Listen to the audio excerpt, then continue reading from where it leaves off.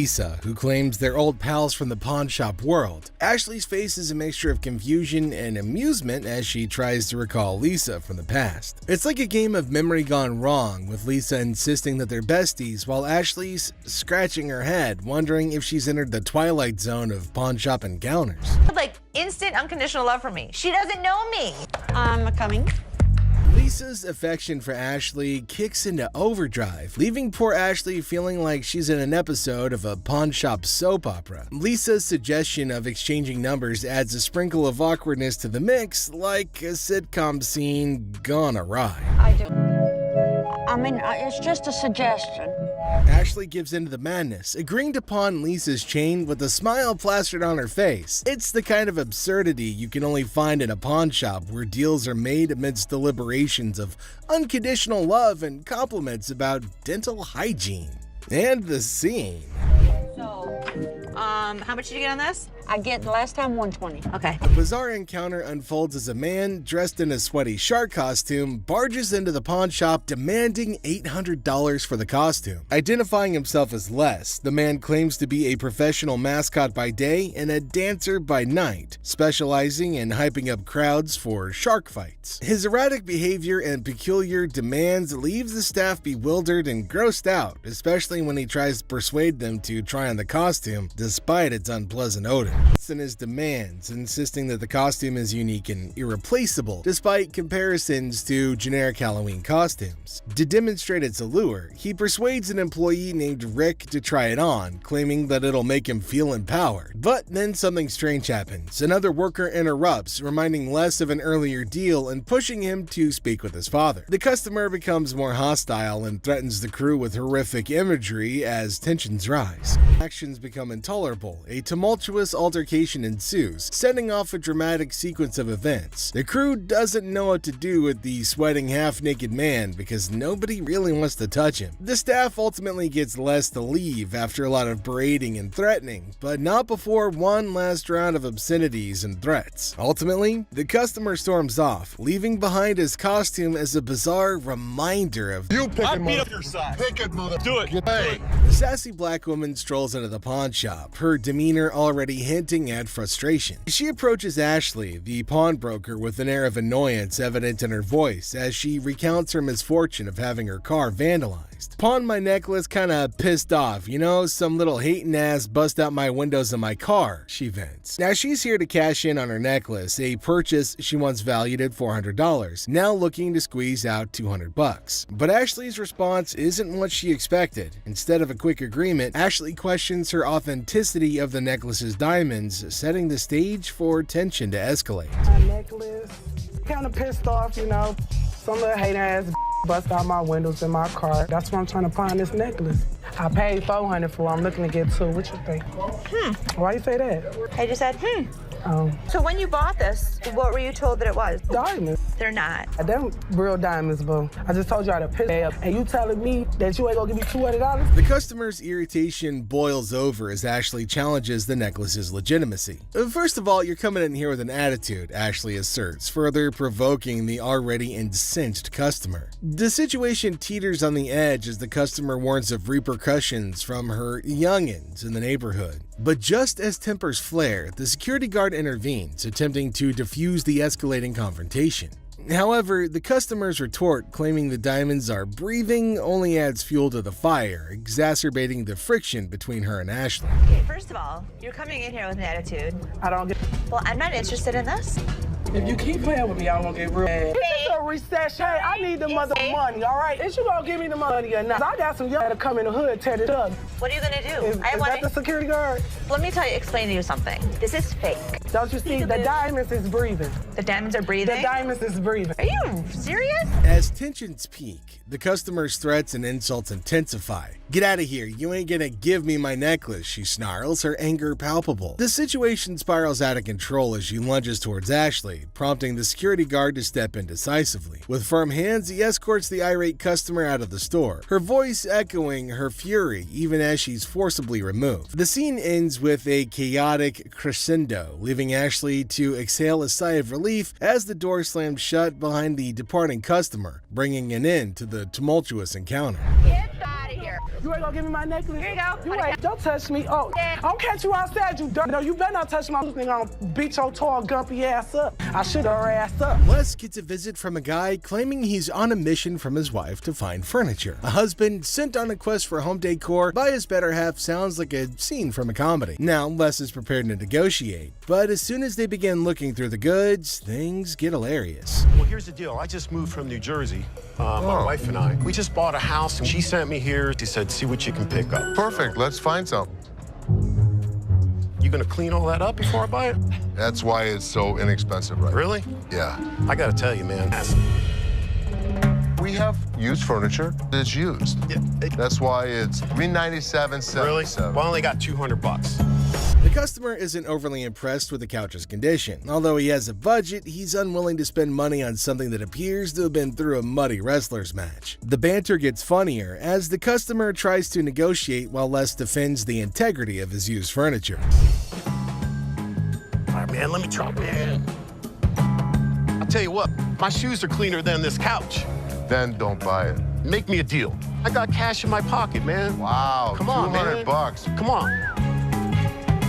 The customer's insults towards Les and his family turn things from funny to completely ridiculous. It resembles a farce gone wrong, with insults flying more quickly than a tennis match. Les, ever the professional, maintains his position, but the level of absurdity is escalated by the customer's attitude.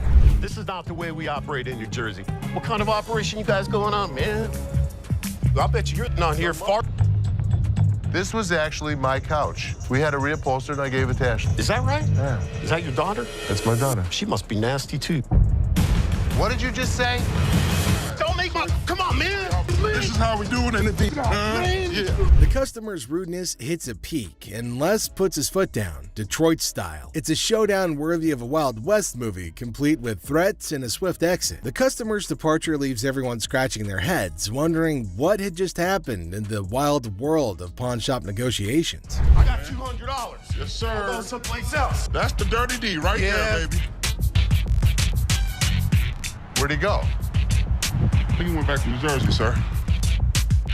In this wild pawn shop showdown, a woman marches in ring in hand like she's about to solve the mysteries of the universe. While she's trying to pay her past due rent, her diamond ring steals the show. Like a souffle in the microwave, the tension increases with every second that goes by. A heated discussion regarding the truthfulness of the ring is started when the pawnbroker examines it with some suspicion. The woman demands $200 like she's negotiating world peace, but the pawnbroker's offer of $80 sends her into orbit faster than a rocket with a grudge. And the air crackles with sass and disbelief, leaving everybody wondering if this ring is ever going to find its way home. Yes, ma'am.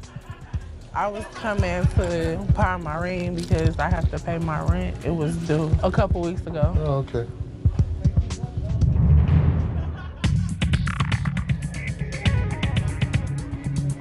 Why you keep looking at my ring like $80? $80. I'm not just about to let you have this for $80. I paid $500 for this ring. I mean, what, you want the studs on my lip or something? But I'm saying you gonna give me $200 though. That's the only way I'm gonna. So you gonna give me $200 or not? The woman drops a bombshell just when you think the drama's reached its climax. She hasn't given up her ring for pennies. She challenges the pawnbroker to either pay her $200 demand or face the repercussions. It's similar to seeing a high-stakes poker match, but with more bills that are past due and, lip studs. The standoff reaches its zenith in tension greater than that of a family-sized lasagna, and everybody's left wondering who's gonna blink first.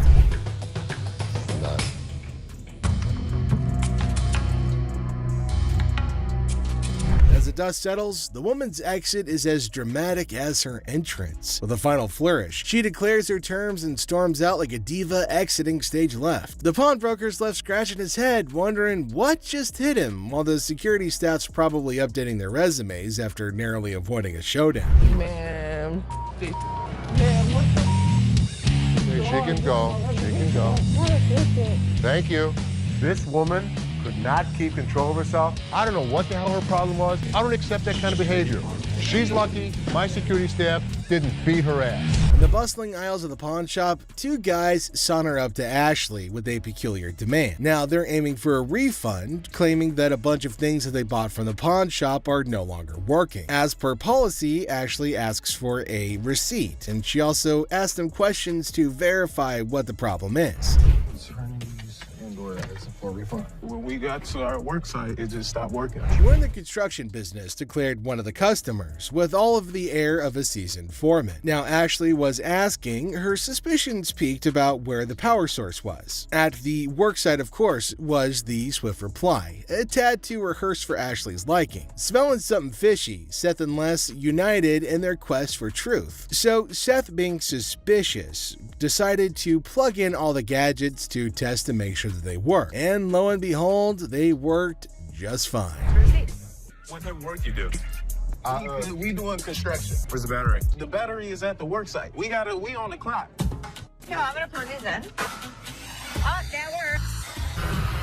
Oh, that one There you works go. too. See where it's at? But the customers were upset because their demands weren't met. No cash refunds, Ashley reminded them in a very firm but fair tone. But the two customers were unshaken and instead started to grow incredibly irate, raising their voices and bringing things to a head. Yet Ashley stood her ground, unwavering in her commitment to the rules of her trade. With a final flourish, the guys decided that maybe they had better retreat to live another day. And thus, this particular saga came to a close, leaving behind a tale of wit and willpower and the triumph of honesty. No cash refunds? It don't matter about that. What y'all gonna do is give us our money back right now. You gonna do something about it. Listen, guys. Listen, all right, what you talking about? Give me my money back right now.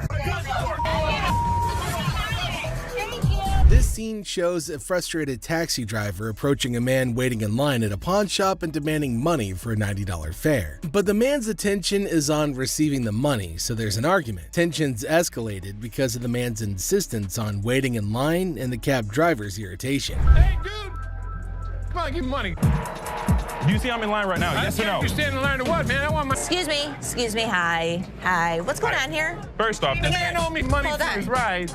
Why is he yelling at you? because I owe him money, I am in line to For get the what? loan for the car. The situation takes a comedic turn when a third party, including Ashley and Byron, unaware of the initial conflict, intervenes. Confusion ensues as they try to understand the situation, with the cab driver emphasizing his need for payment while the man remains determined to wait for his turn in line. The introduction of the man's girlfriend in the cab adds another layer of chaos to the mix. Report? Yes. Okay. Supposedly the cab driver dropped this guy off here because he wanted to get money for his jewelry to pay the cab driver. Give me $45. I have to pawn this. Just wait, you can wait. No, I ain't waiting no more. I'm gonna get this woman and get her the hell out of the car and I'm What gone. woman? You have a woman in the car? Yes, I do. Yeah. That's my girlfriend. He's asking you to wait 5 minutes. No, I'm out of here. Okay, then you can go. I'm gone. Okay, go. The cab driver chooses to take matters into his own hands as tensions escalate and violently extracts the man's girlfriend from the car. The man objects, and things quickly get out of hand, with the cab driver and the man at odds about taking the woman out. The taxi driver is demanding that the woman get out of his car, which makes the whole situation even more ridiculous. All right, come on, get out of my car. No. Come on, get out. Get out now. The next thing I know, the cab driver is pulling this girl out of the cab. Hey, get your hands off. Get your hands. Hey, Get out now. Hey, No. get your hands off. Hands off man, first. I'm telling you. Don't touch touch her. it. Don't touch it. Don't touch Don't her. touch it. Get out of my Don't car. touch it. The conflict reaches its peak when the man's frustration boils over, and he threatens to drop the cab driver like it used rubber. Eventually, cooler heads prevail, and the man offers a solution. The cab driver can recover his fare and avoid more conflict by having another cab call. There's never a dull day at the pawn shop, to be sure. What are I you told you I gonna was do going about to pay it? for What are it. you Yes gonna or do no? about it? What are you going to do? You want me to drop you right here? I'll Opportunity. drop you like a used rubber. Sounds Get in real your good. car and go. Yeah. You really Get, want- You get better in your stand car. there. You know what? I have the best idea. I will call you a cab. He can be out his money because outta he's here. demanding it. The boyfriend got in the taxi driver's face. I don't blame him. You don't touch somebody like that. this episode, we've got Les who's greeting a customer. Now, the customer is looking to sell a TV and asks how much Les is willing to offer. Les mentions that they typically sell similar TVs for under $250, which prompts the customer to express her desire for $500. Les naturally balks at the request, stating that he can't offer that much. But the customer then starts negotiating, asking what she needs to do to get the $500 that she wants. Hi, I'm Les. Nice to meet you. Sure. I'm looking to get rid of this. How much did you want for the TV? I want $500 for it. That's what I was thinking. We actually sell them for under $250. Okay. So I could give you 100. 100? 100. I need $500. And I wish I could give you 500. What do I gotta do to get you to give me $500? In a comedic turn, the customer suggests her breasts as a bargaining chip, asking if they're worth $500 to Les. Les, to his credit, responds with a little bit of a bemused expression, indicating that, sorry lady, they're not. The customer confidently asserts that her breasts are valued at $7,500, but Les remains unimpressed. He remarks on her attempt to negotiate with her boobs and expresses disbelief at her strategy. The customer, undeterred, insists that she'd never play dumb before provocatively suggesting that she's all there by flashing her breasts. Are these worth $500 to you? Not really. No, these aren't worth $500. Really? They're $7,500 for these, okay? $7,500. I want some. He was one of those people that tried to negotiate. What can I say? Les maintains his professionalism, refusing to be swayed by the customer's unconventional tactics. He humorously remarks that anybody who flashes their breasts in a store must be all there, to which the customer confidently agrees. However, Les ultimately declines her offer, suggesting that she go elsewhere. Oh, I am all That's there. what I just said, and I could see. All there. You were all there twice. Thank you. Forget it. Thank you very much. In the chaotic morning hustle of the pawn shop, Les notices a shady character browsing through merchandise with dubious intentions. Approaching him, Les demands an explanation, only to be met with a flimsy excuse about being kicked out of his mom's place. The guy then tries to pawn items off as coming from his mom's basement, but Les sees right through the charade. Now tension rises as insults fly, setting the stage for a showdown between Les and the would-be thief. First thing in the morning, I see a guy walking around the store pulling off my shelves. What the hell's going on? Hey, man, I need some money. I got kicked out. My mama kicked me out last night. My mom's basement. Tell me where you really got the vacuum. My mom's basement, man. Where do you think I got it from, fool? I'm sorry, what'd you call me? A fool! What are you gonna do about it, bald-headed? What do you want me to do? What are you gonna do? What are you gonna do, buddy? Les throws the guy out of the store because he's tired of his antics. But when the man won't go, Les has to call in reinforcements. Enter Byron, the burly bodyguard, who snatches the man and carries him expertly out the door. Byron manages the issue with the dexterity of a bulldozer making room, making for a show-worthy scene. Who's talking to? Bog-toothed, bald-headed mother... It's time to go. Oh, man. Get out of my store. You understand what I just said? But just as Byron is leading the guy outside, his pants decide that they'd rather pull around his ankles, exposing a little bit less than friendly underwear. But that's just the icing on this whole dumpster fire of a day. As Les sees the guy's humiliation happen, he can't help but laugh. And without warning, another day at the pawn shop comes to an end, leaving us all to wonder what mischievous adventures lie ahead in this crazy world of wheeling and dealing. Do it. Keep walking, buddy. You start stealing stuff from my store, it's time for your ass to be thrown out. Stand up. And what an ass that... The scene starts with Ashley getting a bit annoyed, telling the customer not to test her patience. Now she's in a hurry and warns him to speed things up. Then the customer tries to copy Ashley by snapping their fingers, but Ashley quickly shuts it down. She acknowledges the imitation, but firmly puts them in their place with a clever comeback. Even though they're joking around, Ashley still shows that she's in charge and she's not going to be disrespected. Don't get me, I'm gonna get very, very angry right now. Okay. And if you can, like hurry up, then that's better. I can. Hurry it up. Okay, you ain't got to snap the fingers, sweetheart. I was just imitating you. Okay, but you ain't got to go that far. You behind here. Oh. Okay. I don't really have all day for this. You want 20?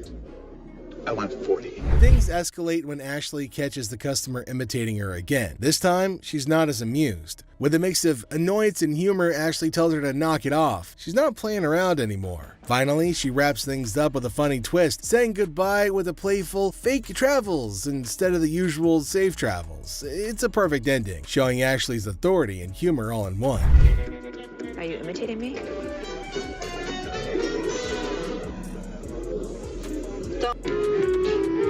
Safe travels. Safe travels. The customer, hopeful for a good deal, brings in an item to pawn. Despite his expectations, he's offered only $20, leading to frustration and disbelief. Yeah, man, I'm trying to see how much I can get for this. I'm trying to get at least 100 for it. Might have got 1 point in time, but I won't be able to get that for it. So how much can you give me? $20?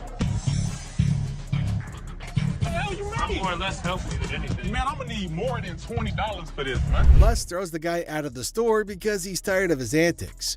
But when the man won't go, Les has to call reinforcements. Enter Byron, who snatches the man and carries him expertly out the door. What's your offer, Jay? 20, which is probably more than I would even offer him. I need my money. I I'm gonna understand. need at least $100 for this. You paid $200 for that, I overheard? Yeah, I mean, Really, you paid $200. I'll sell you like 4 of them. I need more than $20. Why is there more staff out here? And I see another irate customer in line. That's all I'm giving you. Period. Despite attempts by other staff members to calm the situation, the customer's anger continues to mount. Profanities fly as the customer remains dissatisfied with the offered amount. I'm the manager. Oh, you are the manager. I'm the manager. You're the manager. $20 for this. I've been waiting for an hour. Then yeah, take your out of here. How about 100? You can give me what the I'm gonna do with $20. Don't know. I need more than $20. I had to calm this situation down. Take your out of here. $20. What the I'm gonna do with $20? Is the employee and declines to accept the offered sum, escalating the intensity of the exchange. Another employee tries to defuse the situation, but the woman is unyielding and keeps threatening to do anything by a final profanity-laden outburst. A new manager arrives at the pawn shop, surprising the Gold family, and they introduce themselves and express their eagerness to help out. Now, despite initial confusion, the Golds agree to give them a chance and see how their first day goes. When I worked in sales at a bank, I was in charge of tailoring the products to the customer's wants. So I'd like to think that marketing is one of my strong suits. You like those? Like I said, they're durable, very inexpensive. What do you guys want to do? Do you want to purchase or put them in layaway today? Definitely. All right, I'm so excited. I got my first sale. So what do you think? I love it, but I'm not really sure how comfortable Ashley is about me coming in. You know, I'm really not worried about Ashley. Did you know about this? Good luck, Ash. Have fun, co-manager. The new manager showcases their sales skills, confident in their ability to tailor products to customers' needs. Despite their apparent enthusiasm, several family members question the comfort level and suitability for the position. We go from 9 to 12. You'll never get what you paid for. You're probably right. Here, why don't I just move away? What is he doing? He's teaching her the business. Teaching her to take over? They're not going to get more than $1,500 anywhere else. I can guarantee that. Great. Wow. The new manager and this customer are currently negotiating prices over a deal. And while the new manager insists that the deal's a good one, tensions start to rise as the customer questions the offer. Meanwhile, the Golds observe the situation with uncertainty. A guy strolls in all casual, claiming he scored these concert mics from a crowd toss-up. Seth, in disbelief, questions the absurdity of magically finding zipped-up mics in a wild crowd. Cue the suspicious eyebrows. Keep an eye on him. Hi, how are you? I'm from American Jewelry. I have a gentleman down here who is trying to sell me some microphones. Are you missing some? Exactly, I've got them. You're gonna need to come down here. All right, thanks. Ash, call the cops. Hi, this is American Jewelry, and we have stolen merchandise. Thank you. Seth gets into detective mode, calling the venue to verify if they're missing any mics. Well, turns out they are. Cue the dramatic music and the plot thickens vibes. How much were you looking for? $100 a piece, if possible. How about 75 a piece? That works. Who the are these kids now? Are these his friends?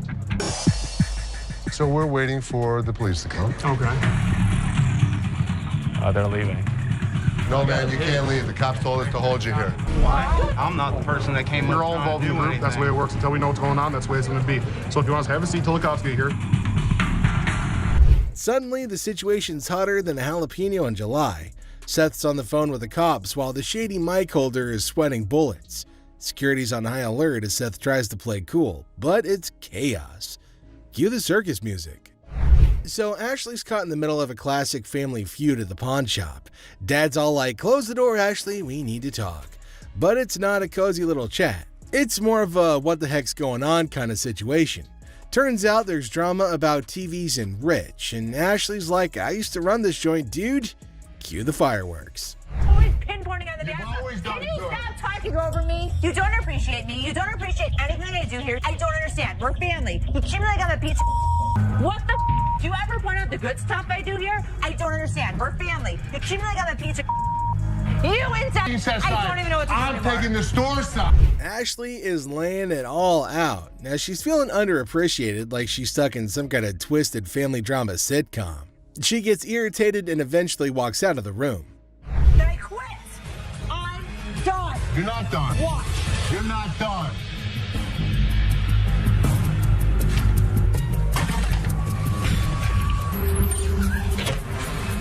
Ashley, one last time. If you walk out that door, don't ever come. What just happened? Ashley just quit. She walked out that door. She's not happy with the way we treat her. I cannot deal with it. I'm out. I don't care what he says to bring me back. I'm done. When you allow your emotions to run a business, it's the worst thing she could ever do. You're gonna lose. But if you thought that was it, there's another surprise twist as Ashley drops a bombshell openly declaring that she quits and that she's done, and then she pieces out, leaving everybody in shock. But Les is stuck scratching his head, wondering what the heck just happened. But Ashley has made up her mind. Emotions run wild and business gets a kick in the gut. Classic pawn shop drama.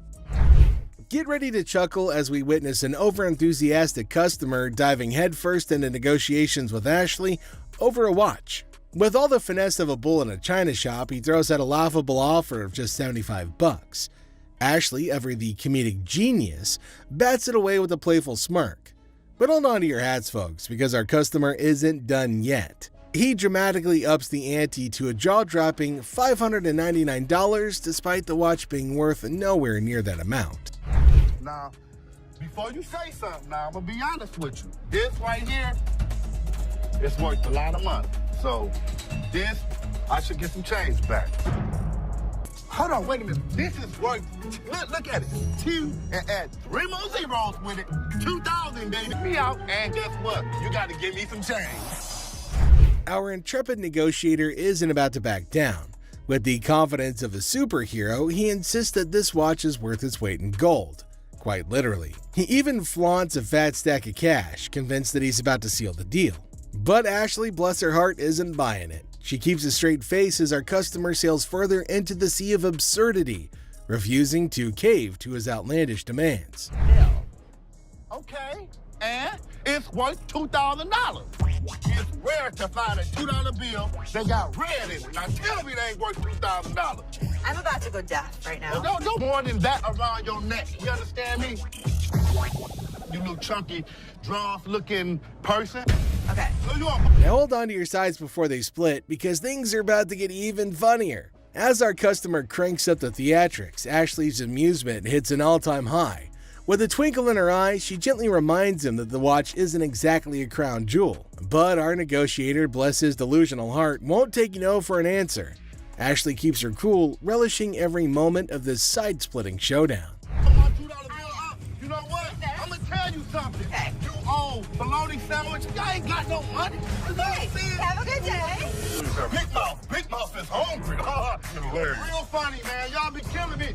I'll pawn you. Matter of fact, that $2 bill, you gonna... And now the moment we've all been waiting for, the finale. Our customer's frustration approaches a boiling point, but Ashley, ever the queen of comedy, doesn't miss a beat. She continues to milk the situation for all it's worth, leaving our customer red-faced and defeated. And just like that, he storms off, leaving us in stitches as he hilariously fails his attempt at negotiation. Next up, we've got a furniture fiasco as a man discovers a one-of-a-kind table, only to have their excitement interrupted by another customer demanding that they vacate the throne. But the first customer's not moving. Get your ass over and shut up. Get off that bed. No, I ain't getting no. Get off that bed. What the you gonna do, baby? Who do you think you are to talk to me like Bro, that? if you let me, I'll be slapping that ass. You're talking to you, mother. Back up, Take my ass out of here. man. Really? We don't think so? You don't think so?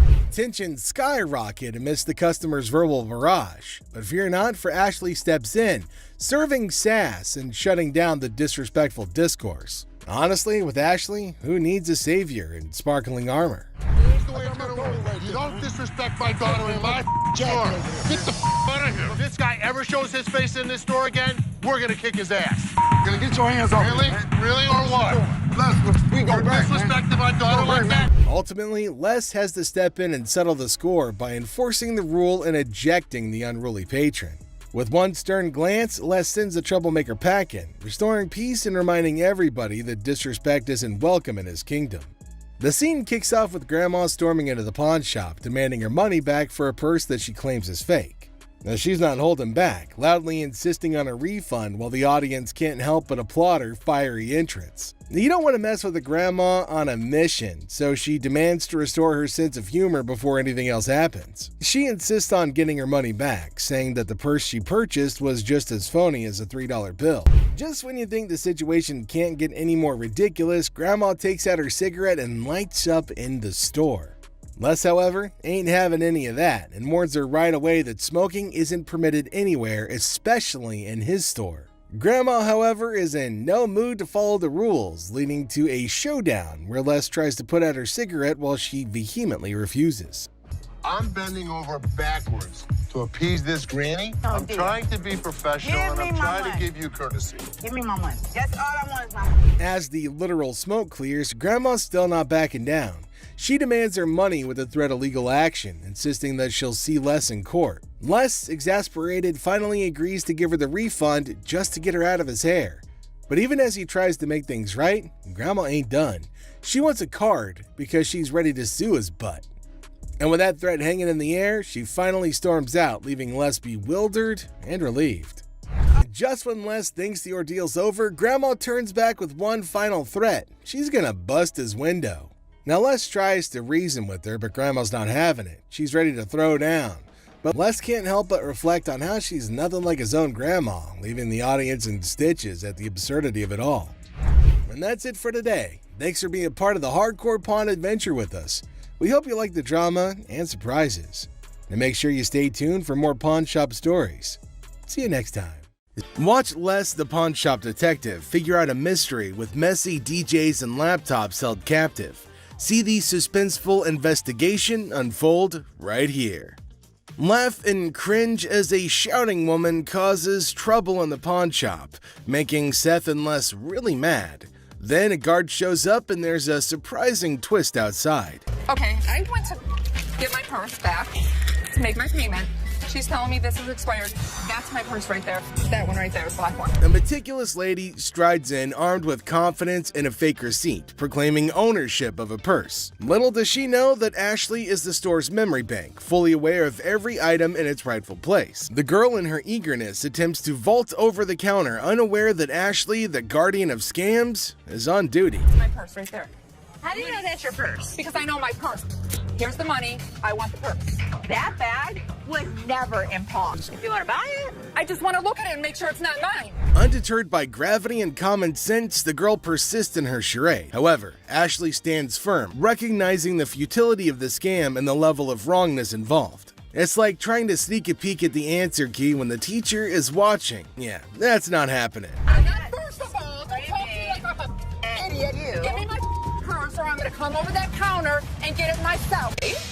oh my God. Get your hands off me. Have a nice day. Let's go. Walk yourself out, yo. You. With a swift resolution to this failed escapade, the girl finds herself unceremoniously escorted out of the store. Lesson learned. Ashley's scam radar is always on, and jumping over counters won't get you far in this pawn-filled drama. Enter the family feud. Ashley drops the bomb on her brother Seth, calling him a hypocrite. But why? Well, he casually throws around $880 for a painting, while Ashley, according to her, can't even snag a deal for $30. Sibling dynamics at their finest. And as Ashley confronts Seth about the apparent double standards, she probes into the intricacies of spending $880, questioning how bad it could be. Seth, in classic sibling fashion, argues that his purchases are all about resale value, a concept he conveniently forgets when it comes to I am not going to forget this situation anytime soon. Seth better watch his back. Things heat up as Ashley demands an apology. Seth takes a nosedive into being the ultimate a-hole, apologizing for an $880 buy. Oh no. Instead, he hits her with a sorry not sorry for her supposed attitude, topping it off with a charming label. Well, let's just say that it rhymes with witch. Sibling rivalry reaches a whole new level on this show. There's two guys out here that are saying they were scammed out of their laptops, and that whoever did it is working with one of our guys. You want to come out and talk to him? All right. Thank you.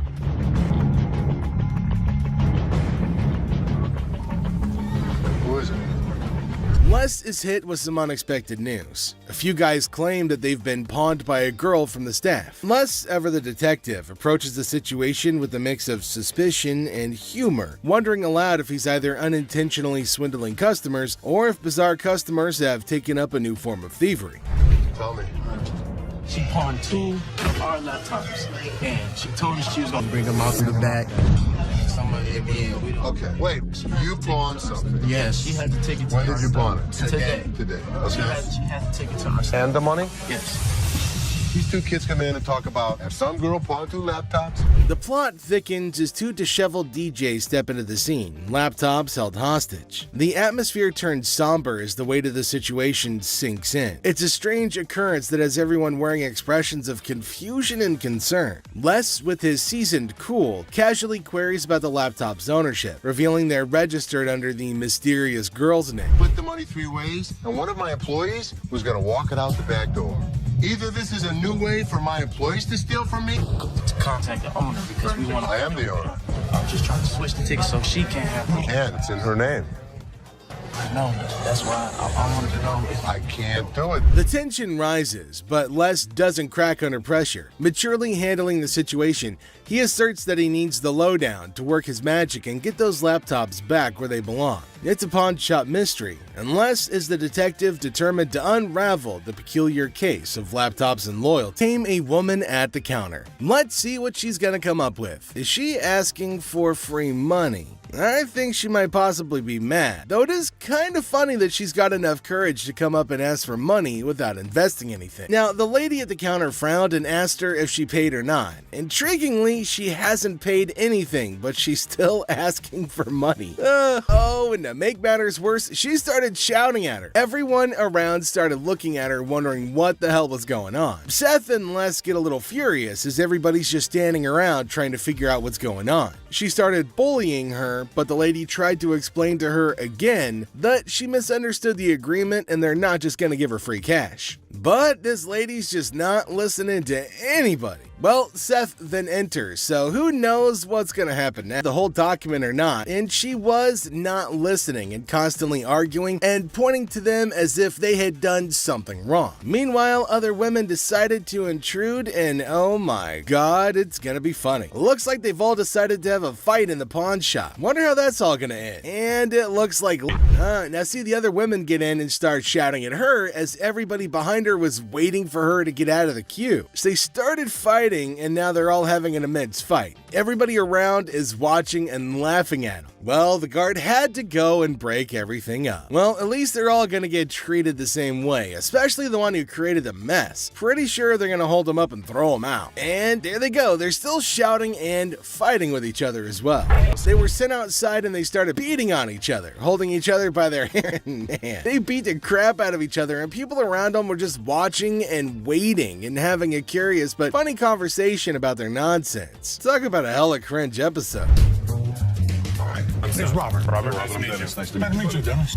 Yeah, I got an item here. Might be interested in. Okay, so there's a guy coming into the pawn shop with something in his hand, maybe a poster. But what's it for? He came to Seth and the other man and showed them this poster. Now it feels like they're interested in it and there might be a handsome deal between them. Detroit Lions players had signed. Did you drag it in? So during the flood, I seen it down there, and that's when I pulled it out. She went down there and she supported these people, and while she was walking the picket line, she would gather signature. You got Williams over here. That's what, Steve Farkas?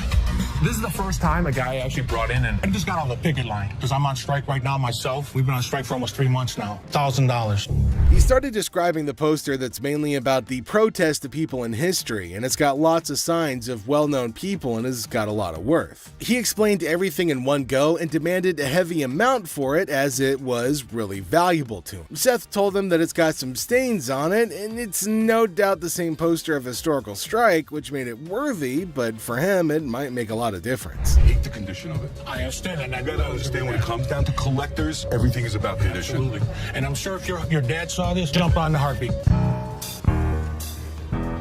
Seth and the man explained that it's not about the worth that he's asking for in terms of thousands of dollars, but it's also about the condition of the poster, and it's not in a very good one. The man is continuously arguing that it's got signs all over it. If Les has seen it, that he'll definitely be surprised and definitely pay more than $1,000. Well, as for Les, he just came in. Sharper, they need to make an effort to close these deals quickly. Through my research in that, I seen personally that one just like this, Minto, and he got $950 for it. Right, man. So if that was me, why would you want $1,000 for this? He only had one signature. I have at least a dozen. But with this tear up here, Yeah, and the the condition it's in, the water stain on the bottom, it's just a hard thing to sell. Yeah, but even though it's in this condition, how many of it exist? Very rare. And it's uncertified. Right. You know. I'll sell for $5. Les judged the entire piece and told him that he's asking for too much, and later on they further described that it's torn from the top and the bottom, and it's also got damage and they can't pay more for it. But he still won't agree to pay for it. But he did say that he'd charge $500 off of the amount, but they couldn't reduce it any further. Value? Let's make a deal. $75? No way. Who's gonna buy it from you? I'll just put it back in my basement, let it collect dust. Offering you just $100 cash money right now wouldn't make a difference, you're saying? 200. Nobody in life is ever gonna offer you more than us. According to Seth, it's a historical and cool piece and might be a profitable deal for them. So he asked the man if they'll pay $750 for it. But the man was stunned and said that they're paying too little. He said that you should pay more, but Les is arguing that no one can pay you more than them. You change your mind, we'll honor the 100. Which would you prefer, 520s or a $100 bill? 520 seems like more, wouldn't it? 520s. That's to me. 520s right now. $100. Take it or leave it. 520s. I got a Deal. $100. Thank you. All right, man. Thank you. There's no question, it's a one-of-a-kind piece yet. It's a little bit of damage on it, but it's got a lot of autographs. I know we're gonna make a profit. He asked for $200, but no, it's not going to be a good deal, and they told him to leave. The man in need got a severe shock and held up the poster thinking. Les again said that they can't pay more than $100, and after some time of quietness, they agreed to the deal. Finally, the happy deal was made.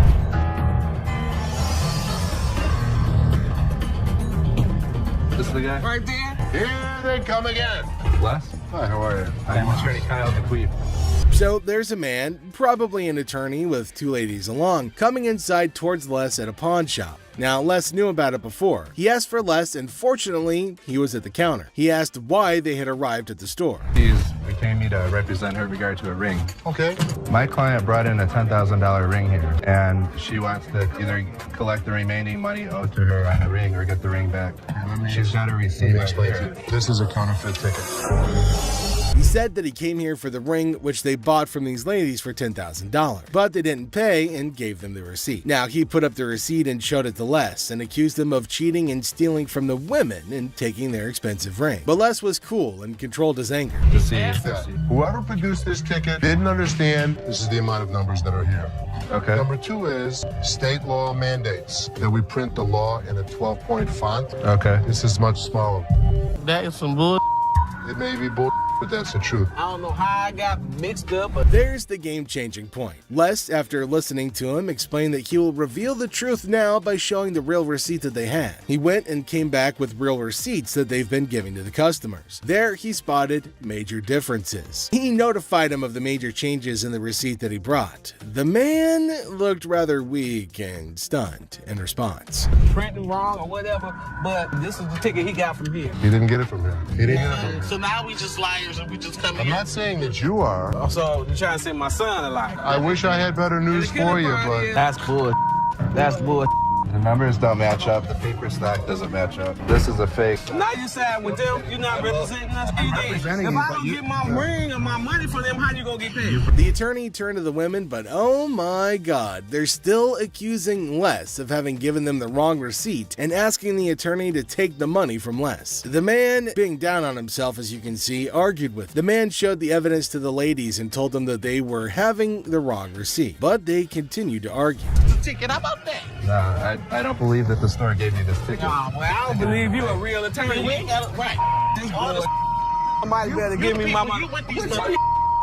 He's my attorney. You, him, security. Have a nice day. Nah, you got me, bitch. Sorry, young man. The ladies started harassing both of them and started using personal attacks. They were all arguing amongst themselves. Pretty crazy. The attorney went back as he can't do anything for the ladies. How are you? I'm doing okay. What can I help you with? Either trying to get a loan on it or you guys can buy it. Trying to sell it for maybe like $150. $50. Why is it $50? The certificate and everything is in there. And the bag costs actually way more than that. Well, if you can tell, it's actually stained Okay. all through here. I'm trying to sell it for $150 or get a loan for $75 instead of the $50. Yeah, I wasn't interested in more than 50. If you know purses, then you know the As our unsuspecting customer strolls into the kitchen at Chaos, little does she know what's cooking today. Ashley, patiently bracing herself for another round of absurdity, politely inquires about what the customer's looking to offload. The girl, blissfully unaware of the purse's actual value, confidently suggests a price that's almost a steal. It costs way more than that. Okay, but I'm not going to pay you for the amount that you think it's worth because it's stained. This is not one of the newer ones. This is not this season. I know about purses. It was torn. It was stained. It's not even the last season's bag. The thing is old. But you still willing to buy for $50 though, so if it wasn't worth it. And now the plot thickens. The lady asserts that if Ashley truly understood purses, she'd gladly accept the offered amount. However, Ashley, standing firm in her claim that the purse is torn and not worth more than $50, creates a hilarious clash of valuation difference. We even say $50. So they didn't say it wasn't worth. Can I talk to somebody else? I don't want to talk to your pepperoni looking at. Can I get somebody? A pepperoni looking at. Pepperoni ass? I don't even know what that means. She take a look at her own ass? Can I get somebody else to talk to? It don't even matter. I don't have to talk to you. And I don't talk to you either, so why don't you go home? Leave Can our I talk store. to somebody Nope. else? Why do I have to talk to you? Because You I'm the disrespectful. manager. I'm disrespectful and you call me a pepperoni ass? Ugly ass bitch. F you. And it's time to cue the drama. Ashley throws out the bold figure of $50, and it hits the customer like a curveball she wasn't ready for. Feeling the heat, our lady teeters on the edge of diplomacy and blurts out the unforgettable line. She labels Ashley a pepperoni ass and decides that she'd rather chat with anyone but her. Talk about spicing up negotiations. 3 males walked into a pawn shop. One of the suspects stood at the door as a lookout while the other 2 suspects walked directly over to the display cases. So, like, these 3 guys roll into the pawn shop, just casually strolling in. The other 2 guys, they head straight to the fancy display cases. It's all got suspicious vibes. And then, bam! One of them whips out a sledgehammer and starts smashing the glass. Things are starting to get pretty wild. At some point, a customer from the place is seen leaving calmly while the lookout tells her to hurry up. The suspects appeared to be wearing heavy-duty gloves in order. At one moment, a person from the shop strolls out all calm, and someone's keeping an eye on her, urging her to speed up. The people thought to be involved seem to have on these tough gloves, maybe so they don't get any cuts. Not to get cut while removing the glass from the cases. Both suspects placed the jewelry and many other valuables in the bags. So when they took off the glass from the cases, both of them put the jewelry and lots of other valuable stuff into bags. After that, they hightailed it out of the store in a black Mercury Marquis. Where the case at? Where is it at? Where he put them on? The guy storms into the pawn shop all worked up and starts shouting about a missing case. He's demanding to know where it is, and he appears to be accusing the staff of removing. The feeling of stress in the air is increasing, and it's obvious that something is wrong. Not take games, take your wife, my damage to the kids. You gonna act like I ain't got no sense? He's accusing us of taking games out of his unit. Look at the ticket. It never said with game. The atmosphere gets even more intense as the guy accuses the pawn shop of messing with his games. Les, the cool guy at the pawn shop, stands his ground. The customer's getting more agitated, making accusations and even talking about blowing up the place, which is just adding to the chaos. Man, you can get your arms up off belly and none of your body parts on me, bro. After all the stress I have, the last thing I need is a customer causing a scene. Despite the escalating situation, Les stays calm. He tries to talk sense into the upset customer, especially with a big event coming up the next day. I know how to walk. I ain't illiterate because I ain't part of the week, and y'all motherfuckers in my middle only put them games in there. And you wasn't even standing there when I paused it. Somebody need to blow this place up. It's time to go, sir. You ain't gonna get my window up. I'm not. Let go. Can I get my week? He'll get it for you, don't worry. You're making a threat like that? The situation becomes alarming when the upset customer makes a threat to blow up the place. Les, rightfully concerned about the safety of everybody, asks the guy to leave. Security becomes a priority, and the customer's demand for his belongings takes a backseat to the potential danger that he's creating. It's a challenging moment for Les, who's just trying to manage the chaos caused by an irate customer. 20. Les, chilling at the pawn shop, notices a guy walking in, watch in hand. Les, being friendly, asks how things are going. The guy, hopeful, wants $400 for his watch. Les, the cool pawn detective, calmly discusses the watch's worth, revealing it's valued at about a guy feels disrespected, using strong words and even threatening Les. Les, staying cool, suggests maybe he should have been given $400, hinting at a broken lamp that needs payment. The situation gets intense, with the guy considering if the guy, still upset, leaves the shop, but not without some fiery words. Les reflects on the encounter, realizing maybe he should have given $400 to avoid the chaos. The drama ends, leaving behind a mix of emotions and a used watch. Life at the pawn shop remains unpredictable and full of surprises. How you doing today? Hey, pretty good. How are you? Real good, thanks. I'm Les. I'm Randall. How are you? Randall, you got a hell of a grip. Wow. What the hell is it? Call it a ring. Okay. I didn't think it was a bus. How'd you get it? I just got it. This guy smelled like a brewery. Okay. How much did you want? I'd like $500 for it. Why? Why? Because I need it. Yeah, I got you. 2 DUIs. A person walks into the pawn shop, catching Les's attention. Things start getting interesting right away. The person wants $500 for a ring and shows it to Les. Les, being curious, asks where the ring came from and why they want to sell it. The person gets really mad when Les asks questions. The intensity in the air rises as the person angrily explains why they're selling the ring. Les stays calm, making it a surprising and dramatic moment in the pawn shop. Well, if it was gold, I'd give you more than $500, but it's not real. I know it's worth $500 and you're gonna give me $500. Well, actually, if this was gold, but it was brass, it had no value. I understand. You have court issues. The problem is, I need $500 for it. I'm sure you do. Man, I don't know why you need. As the conversation continues, Les drops a bombshell. He tells the person that if the ring were real gold, he'd offer a whopping $2,500. Feeling a glimmer of hope, the customer suggests, just give me the $2,500 then. Expectantly awaiting a positive response, Les, with a touch of humor, reveals the harsh reality. He explains that the ring is fake, not even worth $500, and he won't pay that much for a counterfeit ring. You gotta give me something for it. I can't give it to you, I'm sorry. Give it to me anyway. Man, you can give me something for it. No, you give me something Just don't for feed it. on the glass. This guy was drunk. You give me that ring back. Give me that. It's the. I ain't going nowhere. Man, get away from me. Yeah, go, You man? In the midst of the ring discussion, a security guard quietly enters, taking a position behind the customer. The customer, desperate, pleads with Les to give him something for the ring, but Les, staying true to his detective skills, rejects the plea emphasizing the ring's fake nature. Les, sensing trouble, comments that the customer seems drunk, adding another unexpected twist to the escalating situation. As the rejection sinks in, the customer, unable to contain his frustration, sits on the floor, declaring that he won't leave. The tension peaks as he becomes increasingly aggressive. The guard steps into action, forcefully dragging the defiant customer out of the store. But despite being escorted out, the customer continues to yell and make a scene. Oh boy. I see you sweating. Yeah. Must be hot outside. No, I was doing karate outside. You're doing karate? And judo. I'm Bruce Lee's sister. Really? Yeah. As the door jingles, a woman strolls into the pawn shop rocking winter clothes in the summer heat. Now she's chatting with Les, teasing him about the sweltering weather. She even claims to be a martial arts pro, throwing around Bruce Lee's name. The banter kicks off with a request for a karate move demonstration.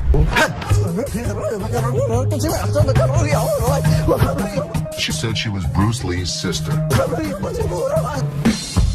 So what you got? The atmosphere takes an unexpected turn when the woman unveils a unique item, a mysterious fox mink. Les, unfamiliar with such creatures, engages in a lighthearted conversation to understand more about this fox mink. The woman, with a hint of mystery, reveals her intention to sell it. A mink fox? I don't know. I'm not into animals. I've heard of fox. I've heard of mink. So fox mink. Did you want to post? As the conversation unfolds, Les dives into the details of the fox mink, trying to grasp its worth. The woman shares anecdotes about the origins of the item, painting a vivid picture of its history. Les, playing the role of the detective, subtly negotiates and gathers information to figure out the best deal. Sell it. How much did you want for it? $50,000.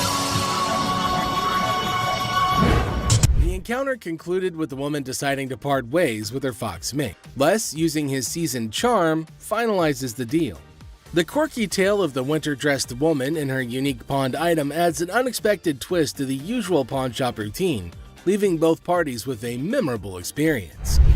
Woman comes in to sell me a high-end bottle of liquor. Ma'am, I'm Is that what you're saying? You have no respect. When you want to take a person when they die, fit the liquor inside the bottle. and anytime you're going to belittle a person. Ma'am, I didn't belittle you. As the door chimes, the woman confidently walks in, clutching an empty liquor bottle. She aims for a bold move, attempting to pawn the bottle for a cool $100. Les, with his discerning eye, swiftly rejects the proposal, explaining that a filled bottle would fetch a better price. The woman, not thrilled with the response, raises her voice, demanding respect and expressing her discontent. I'll give you $100. It's not worth more than $100. Especially when you say I wouldn't give you $100. Don't you ever walk up to my Baby, dad. hey, baby, don't point your finger. Life after this, Ma'am. don't you dare ever Ma'am, come in you here are again. in my face. I don't care, you're in my dad's store, and don't you ever think about coming in here You know again. what? Turn your ass around, badass out the door now. Where Ashley steps up like a superhero. Now, she doesn't just cool things down, she straight up shuts the woman down. With confidence, Ashley tells her to leave and never come back. Suddenly, the chaos turns into quiet thanks to Ashley's quick and firm action. Son of a bitch. Where the hell is he? Rich! He's on the floor. People are waiting to pay us for their merchandise. He's not there. We're losing money. I've had Rich's back. In the heart of the pawn shop, Les faces a moment of frustration and disbelief. The absence of Rich, a trusted ally for over 2 decades, leaves Les feeling betrayed. The urgency of customers waiting to make payments adds to the tension, and the weight of loyalty becomes a central theme in this unexpected turn of events. Since the first day he came here, over 20 years ago. I feel betrayed. Didn't I just have an employee meeting to tell everybody that they need to step up on their game? I'm watching you and Bobby J talk to these 2 girls. You're out there trying to sweet talk them, trying to bull with them. I'm looking for you in layaway. Where the hell are you? I gotta sit in layaway all day long and just wait for something to happen. As the minutes tick away, the atmosphere inside the pawn shop grows more intense. Les reflects on his long-standing support for Rich, highlighting his sense of loyalty that spans a quarter century. He recalls a recent employee meeting where he emphasized the need for everyone to step up their game. Disappointment and frustration seep into his words as he confronts the situation, a pawn shop mystery intertwined with personal and professional loyalties. I'm watching you and Bobby J talk to these two girls. They're out there trying to sell their jewelry. You're out there trying to sweet talk them, trying to bullshit with them. They end up walking out the front door. You put me in a position that you were the next to go. In this pivotal moment, Les delivers a stern warning to a fellow employee, Bobby J. The scene unfolds with Les observing interactions and attempts at sweet-talking customers. The threat of termination looms as he recounts the consequences of letting down the team. The dialogue underscores the severity of the situation and the potential impact on job security. Tension rises as Les grapples with the repercussions of the unfolding events. Rich, I'm out. Tell your dad to off. You up your job. As the confrontation escalates, Les draws a line in the sand. The ultimatum is clear: compliance or termination. The final seconds capture the raw emotion and frustration of a loyal employee who feels unappreciated and misunderstood. He knew he was in trouble once we walked through that door. Joe, did you steal from me? Tell me the truth.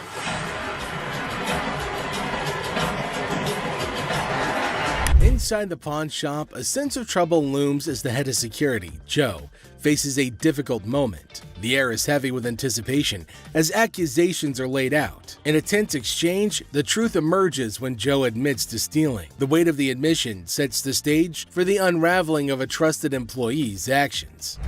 The detectives call in uniformed officers to put the cuffs on.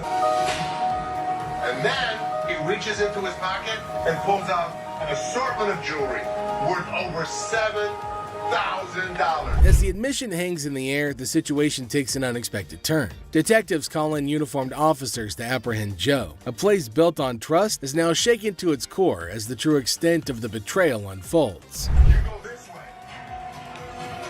This is my loyal employee, my head of security, guy that trusts me. The arrest unfolds and reality sinks in for the pawn shop owner. The disbelief is evident as a devoted employee, the head of security for the previous 3 years, is carried away in handcuffs. The emotional weight of the betrayal is clear in the owner's voice, which expresses the anguish of putting trust in someone who later proved dishonest. I think he was working with someone else. If he was, he could be anyone.